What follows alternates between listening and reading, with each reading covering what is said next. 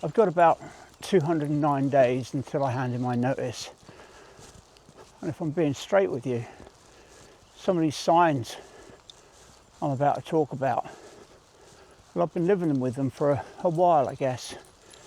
And the question isn't whether you should retire. It's whether you've been honest enough with yourself to admit it. So this isn't a financial video. I'm not going to talk to you about pension pots or drawdown rates, or there are plenty of channels for that. What I want to talk about is the stuff that doesn't show up on a spreadsheet. The signs. The ones that creep up on you slowly until one day you've been realised that you've been carrying something you didn't have to carry. And I've been thinking about this a lot lately. I know my date.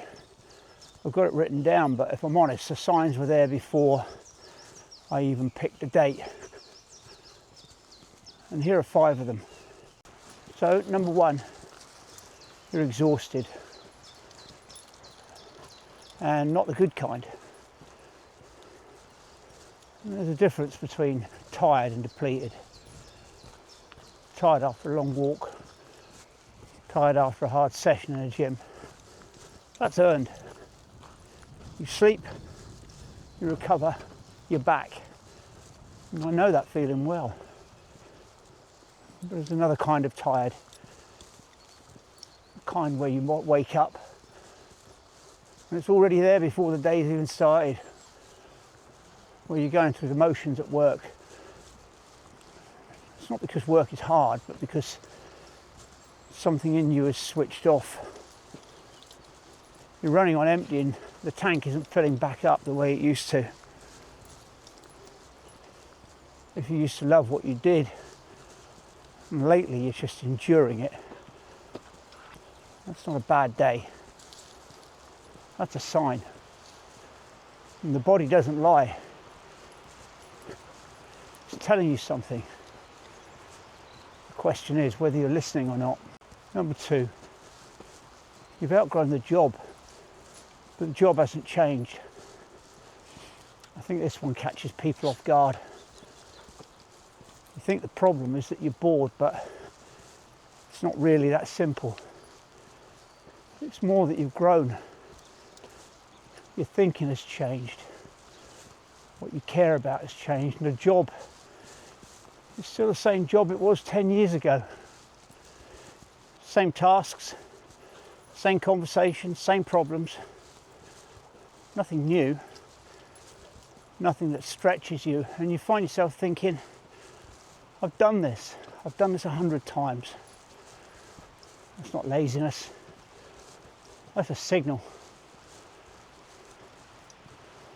The work isn't serving you anymore, and at some point you have to ask, what exactly am I staying for? Number 3, what matters to you has shifted. This one is quieter, more gradual.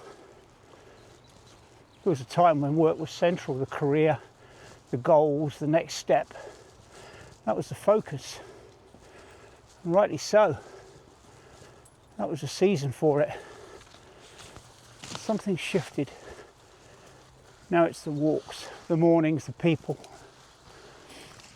the things you want to do while you're still capable of doing it. You're not willing to sacrifice that time anymore. Not for a meeting, not for a project, not for someone else.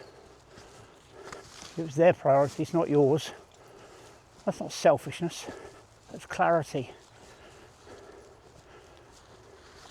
When your values have moved and your life hasn't followed them yet, that gap starts to cost you. Number 4, your health is paying the bill.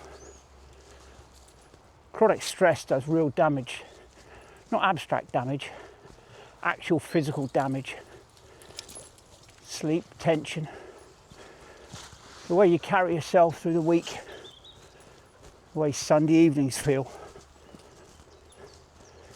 Some of you will know exactly what I mean by that. If your job is taking from your health more than you're getting back from it, that's not sustainable. I think most of us know it. We just don't say it out loud. I'm not talking about hard work. Hard work is fine. Hard work is good. I mean the kind of pressure that doesn't switch off, that follows you home, that sits in your chest.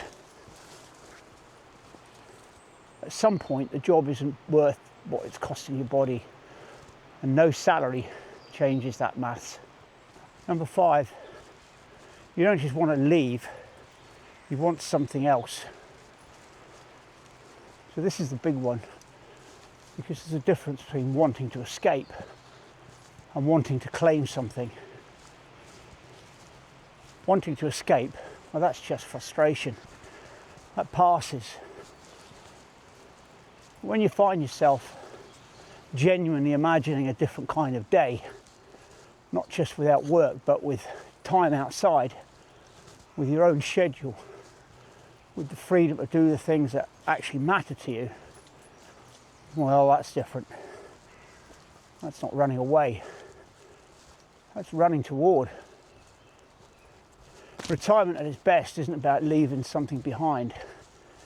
It's about stepping into something you've been building the case for, maybe for years. And when that desire is strong and clear and consistent, not just on a bad Friday afternoon, that's your answer. That's your sign above all the others. So, 5 signs. Exhaustion that doesn't lift, work that no longer challenges you, values that have shifted, health that's taken a hit, and a clear, genuine desire for a different life. None of these are weaknesses. They're information, and if you're honest with yourself about them, they're actually useful. Retirement isn't just about age, isn't just about money. It's about whether your life you're living still lines up with the person you've become. And only you know the answer to that. So if any of these 5 signs resonates with you, I'd genuinely like to know which ones. So leave it in the comments. And if you're in that phase of life about seriously thinking about what comes next, stick around on the channel. That's exactly what I'm exploring here. And I'll see you in the next one.